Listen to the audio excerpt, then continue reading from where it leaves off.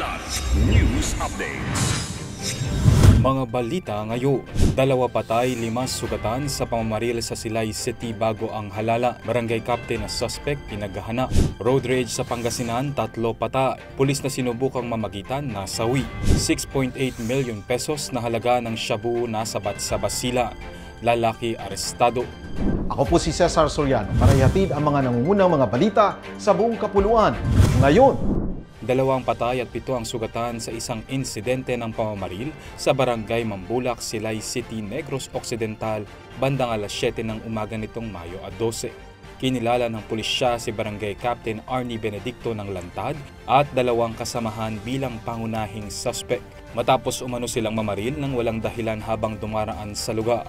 Agad na naglatag ng checkpoints ang mga otoridad sa Silay at kalapit na bayan upang mahadlangan ang pagtakas ng mga suspect. Ayon kay Brigadier General Arnold Thomas Ibay ng Negros Island Region Police, kontrolado na ang sitwasyon at puspusan ng pagtugis. Nagpapatuloy ang investigasyon sa motibo ng krimen, bagaman sinabi ni Ibay na maituturing na itong election-related violence.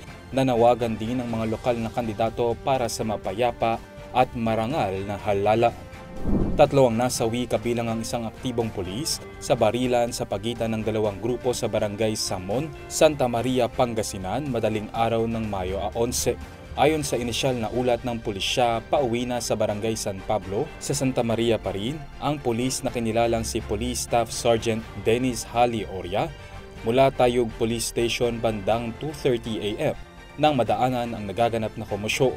Sinubukan niyang mag-imbestiga ngunit agad siyang pinaputukan at napatay. 2 pang sibilyan ang nasawi sa naturang insidente.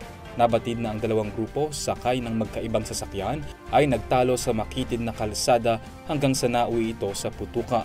Arestado ang 3 suspect kabilang ang isang retiradong miyembro ng Philippine Navy, isang taga-Asingan at isa pang mula Baliwag, Bulacan. Na-recover sa lugar ang 4 na baril at ang sasakyang ginamit ng mga suspect.